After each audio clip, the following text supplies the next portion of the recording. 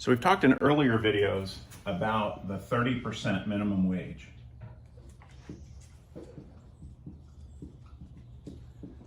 And that's the magic number to live the American dream. So if you're willing to work 40 hours a week,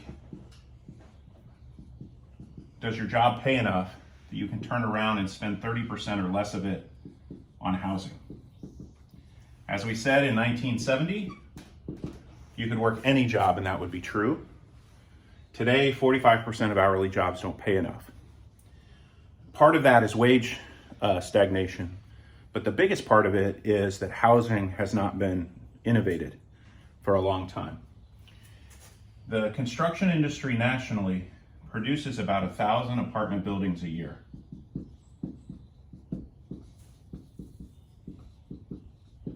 The reality is we need 5,000 a year. And the reason why it's 1,000 and not 5,000 is because the way these apartments are built. They're built one by one by one, custom each time.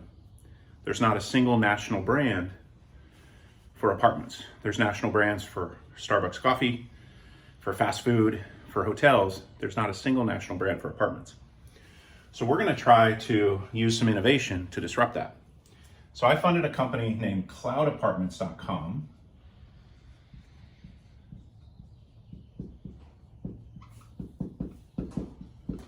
And our founder there, Curtis, has a really innovative solution. So he has designed the ultimate apartment. That apartment is a lot like the Tesla of apartments or the iPhone of apartments. It's something fundamentally much better than you've ever seen before. It's very green, LEED Platinum certifiable, etc. And what's fascinating is he designs that module. He passes the CAD design over to, so he does the design. He passes that over to a factory that does modular construction. What's fascinating for the modular guys is there's been big advances in robotics and big advances in computer vision.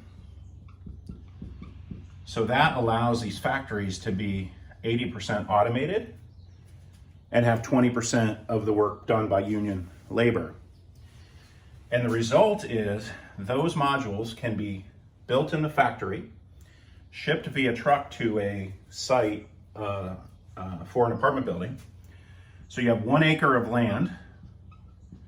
You can build 200 studios or some combination of studio 1, 2, 3 bedroom. The workers on site prepare the concrete pad and maybe the underground parking if it's needed in that area. And then the trucks show up and they crane these modules and assemble them like Legos on site. And Curtis has built in this really cool self-aligning system, so there's very little labor on site. You stack them all up, it's about 6 stories and 200 apartments on an acre. And then once they're all stacked, you go into the hallway, open up a door, and you only have to do 4 connections on site: hot water, cold water, sewer, and electrical. So the on-site labor is way, way lower than normal. So an apartment building that would normally be built today with a developer partnering with a general contractor, that same team that can build 1 building can build 5 to 10 buildings with the same amount of on-site labor with cloud apartments. So that allows the existing labor force that's working in apartment buildings, generating 1,000 units a year, to generate 5,000 units a year. The other thing that's really nice is because of this efficiency, you take about 20 million of the cost out of a building. So you bring the cost way down and you actually speed going live by quite a bit. The other thing is, since the apartments are green and can be low rent, you qualify for sustainability bonds to fund them. And sustainability bonds, you can get at 2% interest. Google took down 10 billion of sustainability bonds. They're building solar farms and lots of other things with it, but they're also building housing in San Jose with it. So if you borrow at 2%, and you take 20 million of costs out of each building, what you can do is actually have rents that are affordable. So you can take each quintile of income in a community and have them all housed in the building. So the top tier, the tech worker, pays market. But the fast food worker who's working 40 hours a week can pay less than 30% of income. And if you blend the rents with the 20 million cost savings and the 2% interest, you can pay back the bond in a reasonable number of years and have massive growth in housing stock. So in the Bay Area, we need 5,000 buildings at 200 units. We have 1 million more jobs than housing units. So 5,000 cloud apartment buildings built around the Bay Area from San Jose to San Francisco would allow jobs and housing to match. And when jobs and housing match, then you have affordability for everybody. Now, what's interesting is Google's already shown how to do this, how to fund it. So Cloud Apartments has the design, the factories have all the automation ready to go. The funding can come from big tech or the biggest employers in any given county. So in tech, if we need 5,000 buildings times 70 million per building, that's 350 billion of sustainability bonds. The sustainability market, bond market's over $1 trillion already.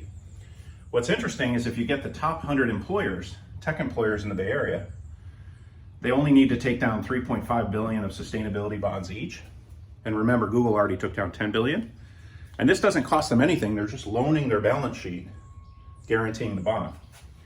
So if the top 100 tech employers in the Bay Area each take down 3.5 billion of sustainability bonds, and the existing developers and general contractors in the Bay Area adopt the cloud apartments model, we could actually have affordability in the Bay Area. Traffic goes way down when service workers can work in the same county. The American dream ends up alive and well for everybody in the Bay Area.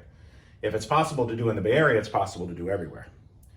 So tech companies could start in the Bay Area, and then any other town where they have over 500 workers, they could enable housing for those 500 workers, plus the 6 service jobs that get created per tech job. So if they have 1,000 workers in a town, if they enable 7,000 housing units using this model, they can have housing neutrality. They can bring affordability everywhere they go.